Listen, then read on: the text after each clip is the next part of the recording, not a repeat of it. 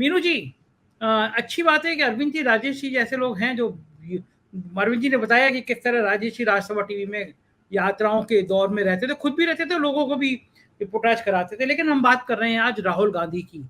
राहुल गांधी की ने जो आज राजनीतिक तापमान बढ़ाया है, अटल बिहारी वाजपेयी की समाधि स्थल पर गए हैं वो, एक संकेत दिया है उन्होंने कि राजनीति में पक्ष प्रतिपक्ष कुछ नहीं होता, अगर कोई महान नेता है तो उसको श्रद्धांजलि दी है। क्या संकेत है? तापमान क्यों बढ़ा रहे हैं? खुद को तो ठंड लगती नहीं है, दूसरों को गर्मी क्यों बढ़ा रहे हैं?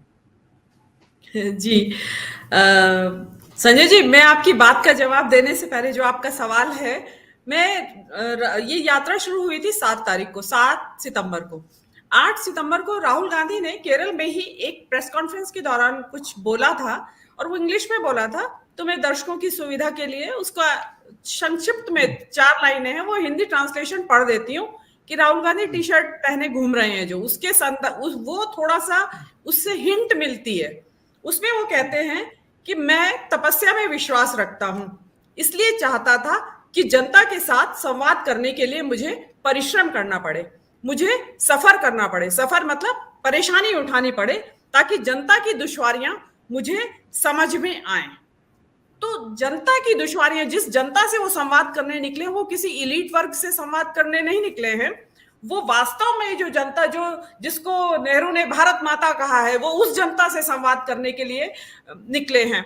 और ये जो टी शर्ट का जो एक शोर मचा हुआ है, और इसको आप जैसे हम ना इसको एक ये छवि बनाने के लिए स्टंट या एक पीआर एक्सरसाइज कह के इसको खारिज नहीं किया जा सकता। देखिए, मेरे हिसाब से गर्मी में गंजी बनियान पहन के घूमना आसान है, लेकिन सर्दी में खाली टी शर्ट पहन के घूमना स्टंट नहीं हो सकता, क्योंकि इसके लिए एक साधना की जरूरत है। मुझे ऐसा लगता है कि शायद उन्होंने किसी साधना के जरिए शरीर को साध लिया है। आप हमारे अपने ही आसपास जानते होंगे, अपनी रिश्तेदारी में, दोस्ती में, कि लोग सुबह उठ के 4 बजे और सर्दी में ठंडे पानी से स्नान कर लेते हैं।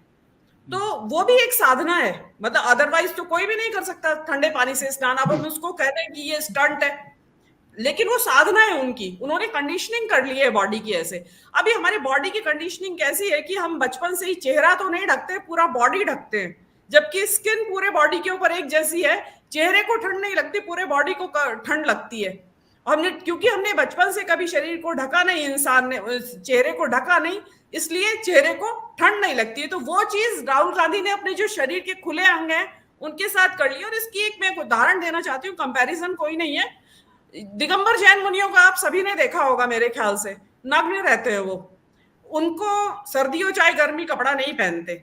अब उनको मैंने कभी नहीं सुना, मैं तो दिगंबर जैन ही हूं, मेरा मकसद अपनी जाति नहीं बताना है, लेकिन मैं इसलिए कि ऑथेंटिसिटी के साथ कह रही हूं। मैंने कभी नहीं सुना कि किसी दिगंबर जैन मुनि को निमोनिया हो गया हो। तो ये एक साधना का मुझे ज्यादा पक्ष लगता है, क्योंकि राहुल गांधी, आपको मालूम भी होगा कि विपस्सना में बहुत ज्यादा जाते हैं। जो थाईलैंड जाते हैं, वो उसमें अक्सर वो विपस्सना के लिए जाते हैं। थाईलैंड में विपस्सना के वर्ल्ड क्लास सेंटर्स हैं, जहां पे पूरी दुनिया से लोग, जिसको कहते हैं, जो सेंटर्स हमारे इगतपुरी में भी उतने लोग नहीं आते जितने लोग थाईलैंड जाते हैं। तो ये विपस्सना का एक बहुत बड़ा, ये भी एक हिस्सा है। अब आती है मैं आपके मूल सवाल पे। आपने कहा कि राहुल गांधी ने यहाँ जो तापमान को गर्म कर दिया है और अटल जी की समाधि पे गए, तो उससे एक खलबली मची हुई है। देखिए, स्वाभाविक है भारतीय जनता पार्टी में इस बात को लेके एक हलचल होना, क्योंकि जो पिछले 8 सालों में मोदी जी ने जिस राजनीति की शुरुआत की है, उस राजनीति में विपक्ष को वो दुश्मन की तरह प्रस्तुत करते हैं। वो उनकी भाषा में और उनके जेस्चर्स में भी समझ में आता है। बड़ी उनकी सख्त बॉडी लैंग्वेज रहती है। आपने संसद में भी उनके भाषण सुने। वो मनमोहन सिंह जी के लिए उन्होंने कहा कि रेनकोट पहन के स्नान कर लेते हैं। मतलब इतनी अभद्र भाषा अगर इस्तेमाल कर सकता है जो व्यक्ति, तो आप अंदाज लगा लीजिए कि उनका क्या रवैया है एक पूर्व प्रधानमंत्री के लिए। तो उसके बरक्स आप राहुल गांधी को देखिए कि उन्होंने अटल जी को एक पूर्व प्रधानमंत्री के तौर पे उनको भी अपनी श्रद्धांजलि अर्पित की। चौधरी चरण सिंह को भी की, उसका तो जिक्र इतना नहीं हो रहा है। ये इतनी हल्ला गुल्ला अटल जी को ही लेके क्यों हुआ, वो भी जो उसमें जोड़ा जाना चाहिए था। वो जगजीवन राम की समाधि पे भी गए हैं, वो उसकी भी चर्चा होनी चाहिए। ये देखिए, ये एक स्वस्थ लोकतंत्र का परिचायक है कि आप जिस वक्त सदन में, संसद में जनता के लिए खड़े हैं और जनता के लिए बोल रहे हैं, जनता के मुद्दों को उठाने के लिए बोल रहे हैं, उस वक्त आपकी भाषा तल्ख हो सकती है, शब्दों में कोई तल्खी भी आ सकती है, आप बॉडी लैंग्वेज भी तल्ख हो सकती है, लेकिन उसके बाद जो नेता सदन से बाहर निकले तो वो उनके बीच में मतभेद हो सकता है, मनभेद नहीं होना चाहिए उस वक्त। और ये परंपरा टूट सी गई है। तो ये एक बहुत अच्छी परंपरा की शुरुआत हुई है। देखिए, मोदी जी तो 8 साल में आज तक कभी नेहरू जी की समाधि या इंदिरा जी की या राजीव जी, पूर्व प्रधानमंत्रियों की समाधि पे गए नहीं है।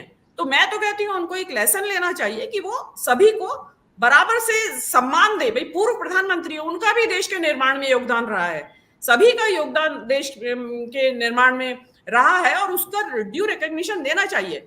ये उस बात का भी जवाब है कि जो कहते हैं कि पिछले 70 सालों में क्या हुआ, तो वो तो रिकॉग्नाइज नहीं करते। तो उन्होंने अटल जी को श्रद्धांजलि देकर ये बताया है कि भाई अटल जी के राज में भी कुछ हुआ, इसलिए हम उनको श्रद्धांजलि अर्पित करते हैं, उन्होंने भी राष्ट्र का निर्माण किया। इसमें एक चीज मैं और कहना चाहती हूँ कि इस यात्रा का एक उद्देश्य, जो महत्वपूर्ण उद्देश्य है, जो बहुत ज्यादा डिस्कस नहीं होता है, उसमें एक ये उद्देश्य भी है कि राजनीतिक उद्देश्य कहा गया है कि संघवाद को, दरक रहा है जो संघवाद, उसको रक्षा करनी है हमें, क्योंकि हमारा देश, हमारा संविधान संघ शब्द का इस्तेमाल करता है, केंद्र का वर्ड का इस्तेमाल संविधान में नहीं हुआ है। तो उसमें कमल हासन का कल आना और उनका हिंदी के बारे में बात करना, उनका राहुल गांधी के साथ चलना, उस ही साउथ और नॉर्थ की जो डिवाइड है उसको गैप करना, ब्रिज करना भी है। क्योंकि संघवाद, जिस मोदी जी के राज में जिस संघवाद को परिचय दिया जा रहा है, वो टकराव वाला संघवाद है। आप देख रहे होंगे कि कुछ भी काम है उसमें राज्यों को उसमें नहीं लिया जाता है कॉन्फिडेंस में। कश्मीर में ही जो हुआ, जो कश्मीर में 370 हटाई गई, राज्य विधानसभा का तो कोई मतलब ही नहीं है, वहां उनसे कोई पूछा भी गया हो, उनको इन्फॉर्म भी किया गया हो, या इसके अलावा भी डिलिमिटेशंस हो जाते हैं। आप लॉकडाउन लगा कोविड का, आप ये देख लीजिए, बता दीजिए कौन से राज्य को कॉन्फिडेंस में लिया गया या बताया गया, उसमें नहीं बताया जा सकता। बीजेपी के लोग कह रहे हैं कि वो नरसिंह राव को याद नहीं करते, नरसिंह राव की समाधि पे नहीं जाते। ऐसे तो वो इंद्र कुमार गुजराल की समाधि पे भी नहीं गए। ये भी हो सकता है, लेकिन अब इसमें यह है कि व्हाट इफ, तो हर एक के साथ सवाल है। इसमें मैक्सिमम मुझे लगता है कि कवर करने की कोशिश की गई है, ऑलमोस्ट सभी को किया गया है कवर। तो और मुझे लगता है शायद नरसिम्हा राव जी की समाधि हैदराबाद में है, उनका देहांत, उनका जो दाह संस्कार वो हैदराबाद में ही हुआ था।